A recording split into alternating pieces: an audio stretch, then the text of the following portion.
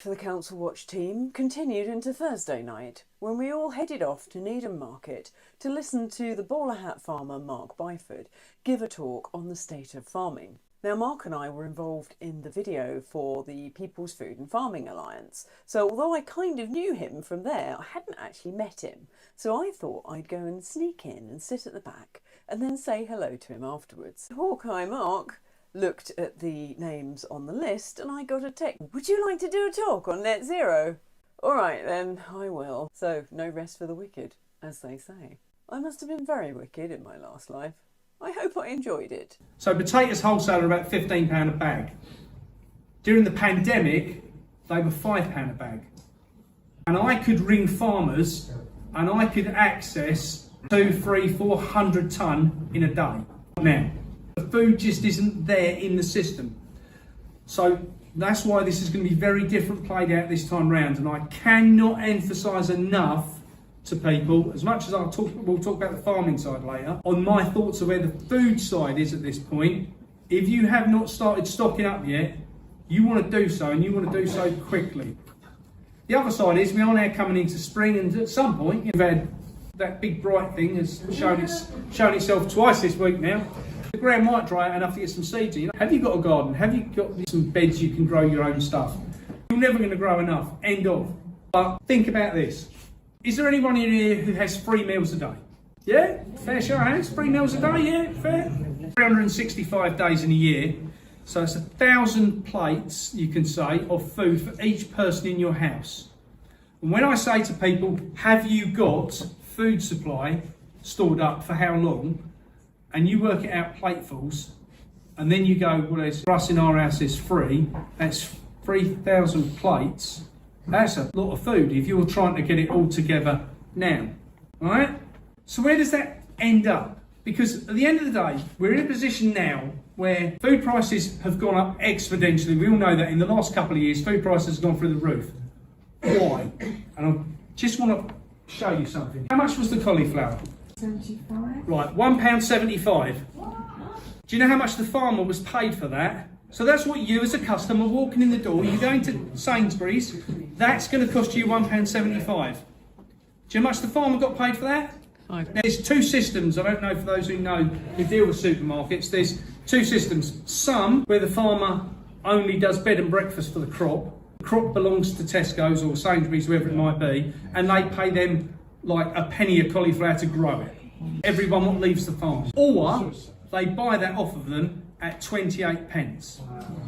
Now, you do the maths. You know what you're paying as a consumer, and the farmers are getting completely screwed the other end. Who's earning all the money? And here's the big kicker. We all support them. The big percentage of people do, unfortunately. I don't. £1.20. Litre of milk, £1.20. This is at Sainsbury's today, on the way down. £1.20. How much do you reckon the farmer gets? I did a report on this the other day. I was on the Richard Vogue show talking about this. So, cost of production of that is 42p. Right? That's what the farmers reckon it costs to produce it. Farmer gets 32p for taking it off the farm. So they lose 10 pence a litre, every litre what goes in the tanker that goes up the drive to go to a supermarket, they're losing money. And anyone will go, well, why the hell did they sign the contract? The problem is, when they signed that contract 2-3 years ago, cost of running the farm was down here. During the pandemic, fair to say, red diesel was what, 20 pence a litre then? Now it's going up 90 pence a pound a litre some places. So, cost of running the farm has gone through the frickin' roof.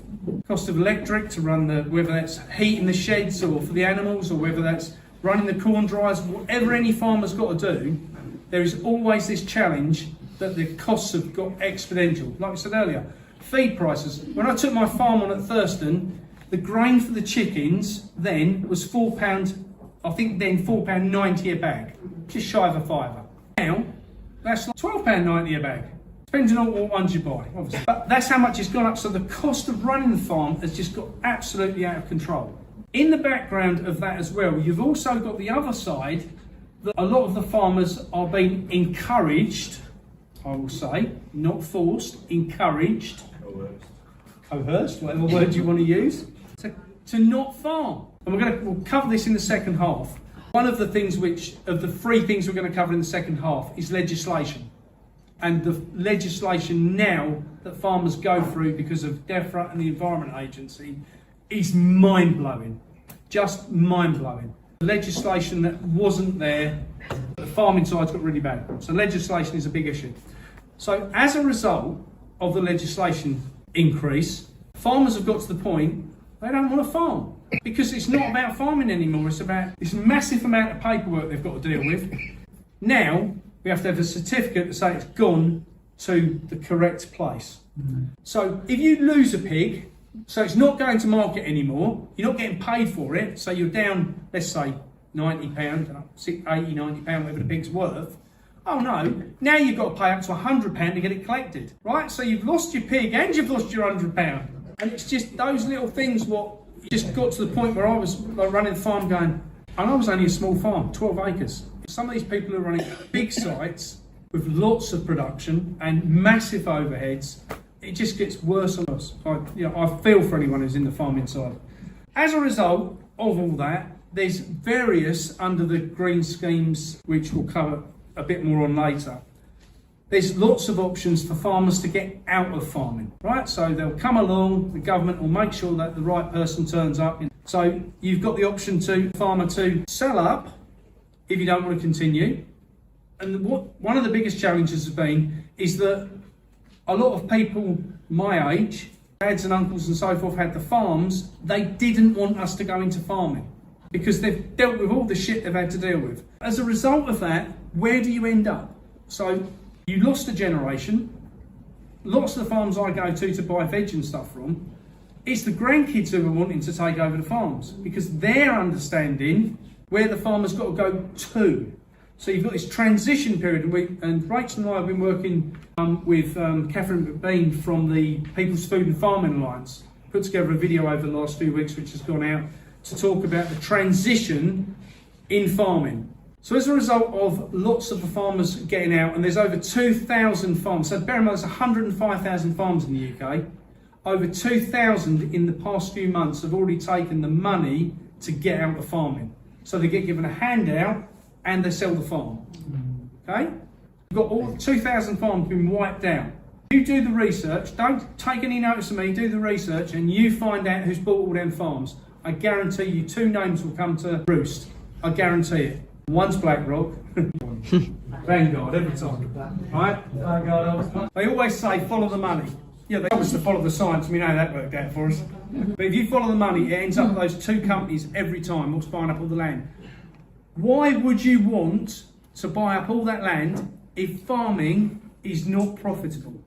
Well, that's interesting. Have you read the Sainsbury's report? Yes. Yeah. For those who haven't read it, if you go on the Sainsbury's website, there's a report on there which talks about no farms by 2030. And it talks about what will be replacing what we eat. So we don't need steak because that's just cow's fart and they're terrible things for the environment. But we will be eating jellyfish, synthetic meat, crickets, cockroaches, aquaponically grown fruit and vegetables. Soylent Green. Well, I don't know about any of you, but I ain't taking part in that. There's no way I'm buying into that bullshit. But what are the options if you don't want to buy into it? Because if the farmers are coming out of farming, and the other thing which we'll cover a bit more in depth later, net zero, my favourite subject, there is loads and loads of initiatives being put into place for farmers to not produce food. If you far behind, a lot of people have been following what's happening with the Welsh farmers. They've basically been told to take out 20% of all their land out of circulation. Our scheme's slightly different under the New Elms scheme, but it's not overly different. So there'll be a percentage of land taken out to which we'll put some down to pretty flowers. Have you tried living on them? And some will go down to the lays and things with the pretty flowers, and then we're going to plant some trees. Okay, get rid of all the carbon dioxide what's in the air. Now, let's talk about that one for a minute. So I'm going to cover that in depth later. One of the things that Rachel's here to talk about. My passion is growing tomatoes inside polytunnels. Right, that's my absolute passion. I grow 16 varieties of tomatoes and I love it. That's my big thing. Now, does anybody in the room know the answer to how much carbon dioxide's in the atmosphere? Yes. Oh, you got my tap. That can't be right because That's what we all agree on. Everyone said the same figure, right? Okay, I have to take that out of my speech now, damn. The reason I asked the question is because I asked in a room full of farmers the other day, and one of the guys said to me, he said, I don't know, 10, 20%? People have no idea. They can quite happily argue with me over the facts, but then don't actually know what the answer is. So when you point it out and they go, no, that can't be right. Now, just to give you an idea, as a tomato grower, I let off carbon dioxide cylinders in the greenhouses to bring the level of carbon dioxide up to 20% sometimes, and I'm still working it. I ain't died. So there's this complete bank of nonsense, and I talk about later is the three big things which in the farming side have, in my opinion, are what's kind of causing the challenges. But the myth behind the carbon dioxide and the net zero is at the root of everything what's going on. Banks are not lending money to farms on the grounds that they haven't got the right policies in place to deal with carbon dioxide or capture and all the nonsense what goes around it, right? I'm afraid we had a bit of a fail with the recording. It was way past my bedtime by the time I got on stage, and I forgot to set up the camera for Karina to record. And then she did it on her own phone, which killed it. So we've only got a few minutes, you'll be relieved to know. But if you go back in time, we've had far higher levels. Sort of 550 million years ago, it was nearly 8,000 parts per million. And then you look at more research, and we've actually had the lowest levels for 140 million years. So when you look at it and look at how CO2 improves plant growth and all the other good things it does that no one ever mentions, it's difficult to really blame CO2 for all this warming, especially from human activity, because it's such a small amount. And why aren't people looking at the solar cycles, the oceanic cycles, ice sheet albedo? There's so many things that affect temperature, and so many things more powerful forcing agent than CO2. So therefore, it is rather questionable. And when you look at the things like 97% of scientists agree that there is, it's human-caused global warming. It's like, no, they are agreeing, 97% agree there is global warming. And yes, there has been, no one denies the climate is changing. It has done forever. But when it comes down to it, less than 1% agree with the IPCC's version of events.